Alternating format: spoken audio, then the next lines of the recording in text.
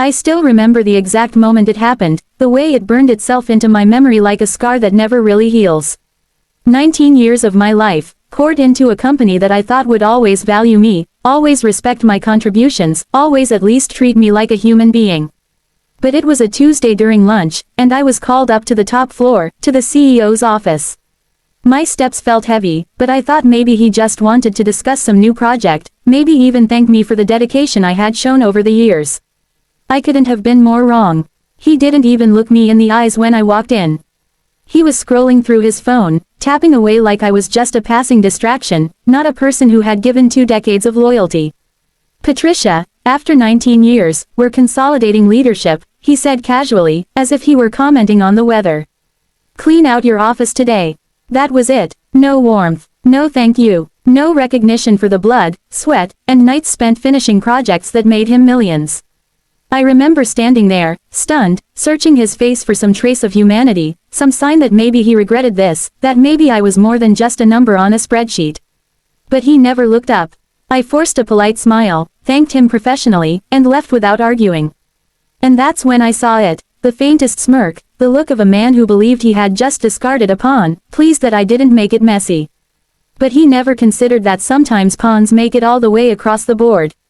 Walking back to my office felt like moving through a fog. My coworkers avoided my eyes, some glanced with pity, others with fear, because in this place everyone knew loyalty didn't mean protection. I sat at my desk, looking at the photos of late nights, team outings, even award ceremonies where my work was celebrated on stage while he took the credit. I thought of all the weekends I sacrificed, the family dinners I skipped, the times I defended his decisions even when I didn't agree, because I believed in the bigger picture. And now I was nothing more than an inconvenience to be erased during his lunch break. At first, I wanted to cry. Then I wanted to scream. But instead, something inside me hardened. I realized in that moment that I would not leave quietly, at least not in spirit. I would walk out with grace, but I would make sure he remembered the day he underestimated me. I spent the next few hours packing my office slowly, deliberately. People came by, whispering apologies, telling me it wasn't fair, that I deserved better.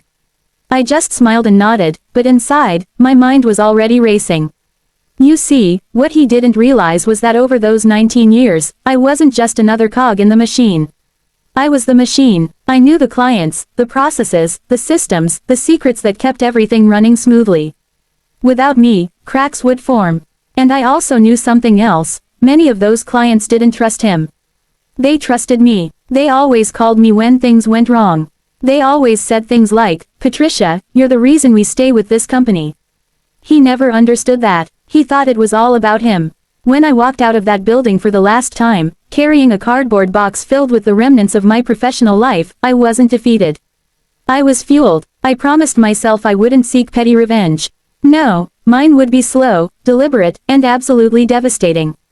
The first thing I did was take a week off. I needed space to clear my head, to grieve, to let the anger simmer down into something useful. During that week, I reached out to a few close industry contacts, people who had always encouraged me to branch out on my own. They were shocked to hear what happened. But almost every single one of them said the same thing. "Patricia, if you ever start your own firm, we're with you." That lit a spark in me. For years, I had toyed with the idea of building my own consultancy, but I stayed loyal, thinking I had stability. Now that stability was gone, replaced by a kind of freedom I hadn't expected. So I began planning. Nights were spent at my kitchen table, drawing up business models, researching office spaces, building a list of potential clients. My anger transformed into fuel, and my heartbreak turned into clarity. This was not the end. It was the beginning. By the second month, I had registered my own firm. I found a small but modern office space across town, nothing flashy, just professional and welcoming. I hired 2 former colleagues who had also grown tired of being overlooked and undervalued. They were eager to prove themselves, and together, we formed the foundation of something new.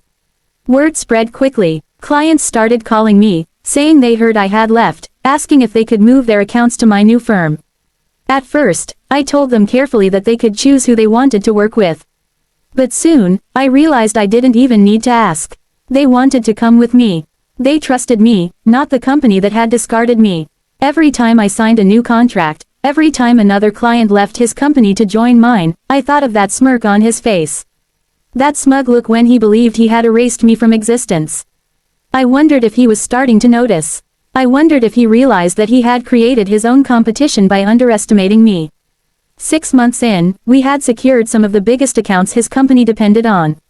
I knew exactly which ones to target because I had spent years nurturing those relationships. I didn't steal them, they chose me. And they chose me because I had always been honest, hardworking, and reliable, qualities he never bothered to understand.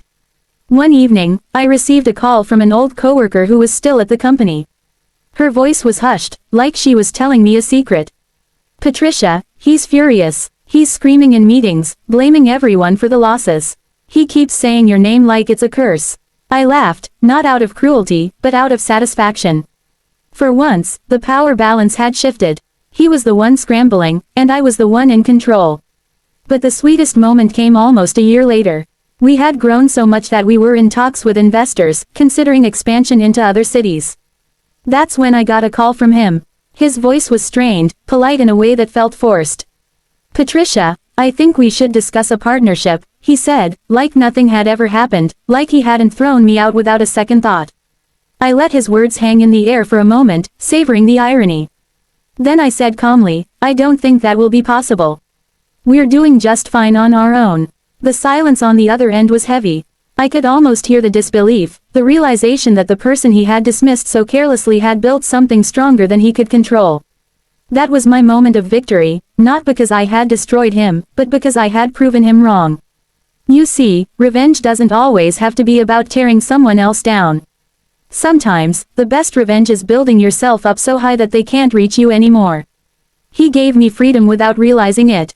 He gave me the push I needed to finally create something of my own. And in doing so, he sealed his own downfall. When I look back now, I don't feel bitterness. I feel gratitude, not toward him, but toward myself, for not giving up, for not letting his arrogance define my worth. His smirk has long since faded from my memory, replaced by the smiles of my team, the satisfaction of my clients. And the pride I feel walking into my own office every morning. And if I could go back to that day in his office, standing there as he scrolled on his phone, dismissing me like I was nothing, I would still smile and thank him. Because he never considered that by discarding me, he was handing me the greatest opportunity of my life.